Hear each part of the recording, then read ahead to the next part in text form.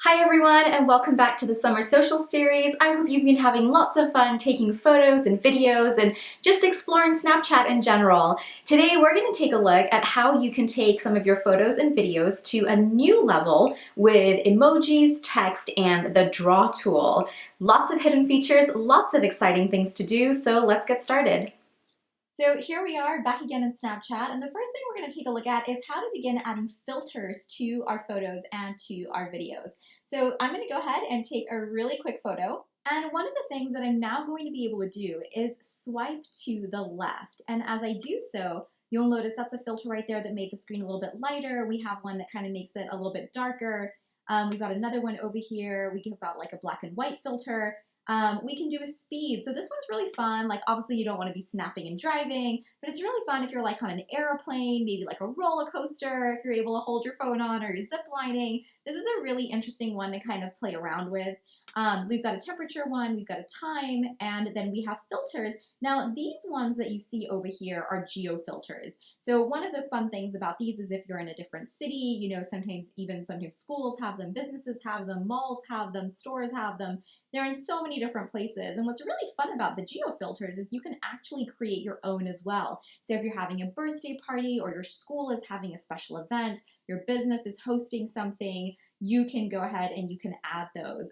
We actually did one for my sister's wedding, and so that was really fun. But geo filters are a great way to engage people in an event. If they're having a conference, again, great place to use a geo filter. Now, a lot of times when there is a special occasion, like, you know, Father's Day or 4th of July, you'll see geo filters that will be sort of all over the place for those. One of the things that I think is so special about geo filters is it's such a great way to have kids design things for the community. You know, whether you're in a school and you're working with students, having them design for the community, whether you're a business, maybe having one of your employees design for, you know, a local event or something that you might be hosting. It's just such a great way to allow people to sort of explore some of their different artistic talents and contribute to, you know, the community that they are a part of. What I'd like to do next is go ahead and explore front-facing filters. So what happens is if you go ahead and you tap and hold your face, you sort of get that little, you know, scan that comes up. And you'll notice now at the bottom of my screen, I've got a series of different filters. And what these will do is allow you to kind of do different things, and you can record yourself while these are happening. This one always seems to be a favorite with people. It's sort of the one that's always there. And you can kind of swipe through these, and there's just different things, you know, that kind of just are added into your photo or your video. Each of these filters kind of does something different. You'll notice that some of these say try with a friend. So what happens is if I have one and then I'm sitting with some other people, I can go ahead and move my camera and the filter will appear on them as well. So lots of different ones. Sometimes they're strange, sometimes they're really interesting. This is one of my personal favorites. But filters are a really great way to kind of just add some life to your video and kind of explore and experiment with. You can tell there's so many of them here. This one's a little fun, these next couple of ones. This is a face swap, so you can actually be sitting next to somebody and go ahead and exchange faces with them. So these are your filters. They change daily, but some of them are sort of, you know, pretty regular, so you get to keep some of the ones that, you know, I think the ones that are most popular maybe. I know this flower one is usually always there, the puppy dog face is usually always there. But again, just a really fun way to kind of add some life to your video and maybe experiment with how you might integrate these into some of the stories that you want to tell. All right, so next up, we're now going to take a look at how to use the emojis to bring some life to some of your photos and videos. So to experiment with the emoji one, what I'm actually going to do is go ahead and turn my camera around, but face it down so that I can get a picture of a black background. So here it goes. All right, so here I now have, you know, and this is also a really great sort of little tip right there that if you're looking to not take a photo or video of something around you, you kind of just want a plain background, that's a just, you know, great way to be able to just kind of get like a solid black background. But what if you don't want a black background, and what if you want to add some color in there? So here's a fun thing to be able to do. The background, if you want to change the color of the background, it's going to be the last step. So in this particular case, what we're going to do is go ahead and tap on our text tool, and we're going to just type in change the color of the background. Okay, so that's going to be what we're going to want to do. All right, so there we go. We've got some text there. Now what I can do, if I want to change the background and I don't want it to be black and white, I'm going to go ahead and tap on the little note that's up there, the first icon in the top right. And I can go ahead and I can actually pick through maybe, okay, well, what kind of color is it that maybe I am looking for? So let's say I want to use, let's try this blue color right here. It's kind of pretty. And what I can do now is I can go ahead and I can expand this emoji and make it as big as I want to make it. And now there you go, I've got this like nice blue color background. And we can actually do this with any emoji. The reason I say leave this till the end is that if you want to add any other like sort of emojis on top, and things like that, it gets a little bit difficult to work with different elements on your screen if you have this movable background in the back. So you can see right there, just lost my emoji right away. So it's a lot easier to sort of add the background color in at the very end instead of doing it in the beginning.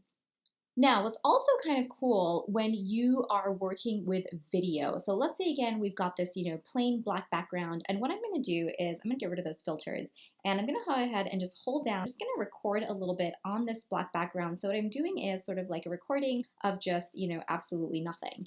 And what I can do now is I can come over back to my emojis and I can go ahead and let's find some cute little animals to play with. I can go ahead and I can add some of these into my video. And if I tap and I hold, you'll notice that now all of a sudden there's a circle. So what I can do is I can actually move these into different places and I can actually have these emojis sort of move around on the screen. So you can actually have your emojis become active using your fingers to kind of guide them around on the screen. And again, like I said, the way you do that, you just sort of tap and hold them down, position them where you want them to be, and you'll be able to do that. So again, we did this just to practice on a plain black background, but I could also take a picture of really anything around me and add these emojis to, again, really enhance my storytelling capabilities. All right, so next up, we're gonna go ahead and take a look at the text tool. And again, I'm gonna stick with this black background just so it's nice and easy for you to see kind of what's going on. And I'm gonna come over to my text tool and this time we're gonna say experiment with text because while it looks like the text tool is just very simple, there are a lot of things that we can actually do with this tool. So the first thing I'm gonna do is, this is obviously the sort of the standard default text that we have. If I go ahead and I tap the T once, it becomes a little bit bigger and I get left alignment. And now as soon as this has become bigger, I can actually move this around. So I can make it as big as I want to make it. I can position it to different parts of the screen and I can experiment with my text in that way. If I tap my text one more time, you'll notice that I get center alignment. So the first default is like this. I can't enlarge it. I can't do anything with it. The most I can do is just sort of move it up and down. But if I tap it once more, I get left alignment. I tap it again, I get centered alignment. So now I can actually experiment with my text and I can play around with it. I can move it into different places on my screen.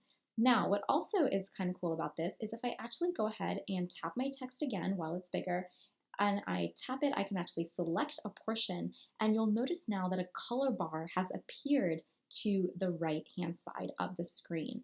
So I can actually go through and select different colors that I want the text to be. And now, what if you're like, oh, well, I don't really want to use any of these colors. Maybe I want like a lighter pink or something that's a bit darker. What I can do is working with my color, I can actually go ahead and start smoothing with my finger held down on the screen, just pressing across the screen, and you'll notice that the color is changing. So I'll go back this time and you'll notice finger is just held down on the screen and we're just swiping now to the right to go darker and we can swipe to the left to go lighter. We can swipe down to go darker or swipe up to kind of get to some of the other different colors in that spectrum. Again, not something that like I said, right, very non-intuitive. It's not something you would really sort of pick up by visiting different forums and with talking with different people. There's all these different kinds of things tips and tricks that people pick up on that you can then add into your storytelling techniques. All right, so we've taken a look at filters and we've taken a look at how to use the text tool. Next up, let's go ahead and take a look at the draw tool with the pencil. All right, so once again, we're gonna go ahead and use the black background. I'm gonna go ahead and snap a quick photo. And now what you can see up at the top right is this little pencil tool to draw or doodle on Snapchat. So again, I've got sort of, my different colors here. Now this one's really interesting because one of the things that you'll notice is that there is no white or black color. So how do we get those colors? So the way we're gonna get white, remember again, we said if we tap and hold on the screen and drag our finger to the left, the colors become lighter. So it doesn't really matter what color it is that you've got selected. Go ahead and tap any color, hold down and drag your finger across the screen towards the left. Colors will start becoming lighter and all of a sudden you will see white. If I swipe all the way down, it will become more of a darkish grayish color and I'll get a black. And so that is how you're gonna get your white and your black colors to draw with. So we're gonna go ahead and just choose any color over here, and I'm gonna take my finger and I'm going to just sort of draw on the screen. Now, one of the immediate sort of problems or issues that you might see is like, well, maybe it's really hard to sort of do these like doodles or drawings on a screen because, like it might be a small screen or, it's hard to do it with your finger.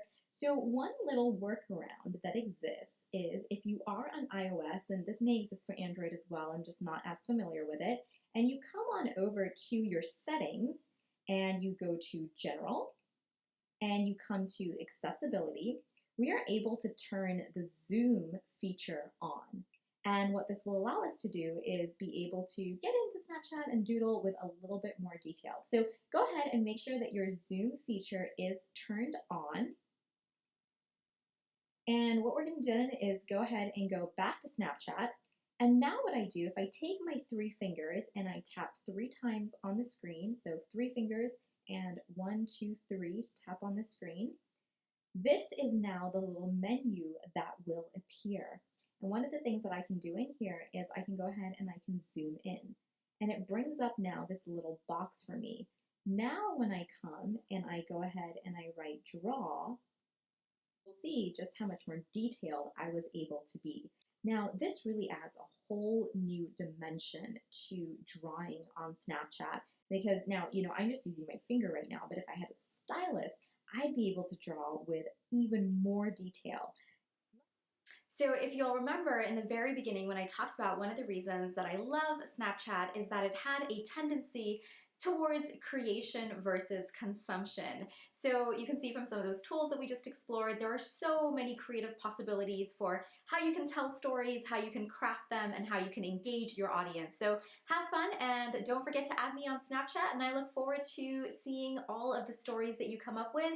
If you find some hidden tips and tricks that you want to share with us, don't forget to leave something in the comments below so that we can also continue to learn and grow together as we become a Snapchat family. I hope you've enjoyed this week's Summer Social where we've been taking a look at Snapchat. Have fun getting started. If you have any questions, please feel free to reach out and ask. You can always ask your questions in the comments down below. And don't forget to join us next week as we begin to dive into using Twitter and Periscope. Till then, goodbye.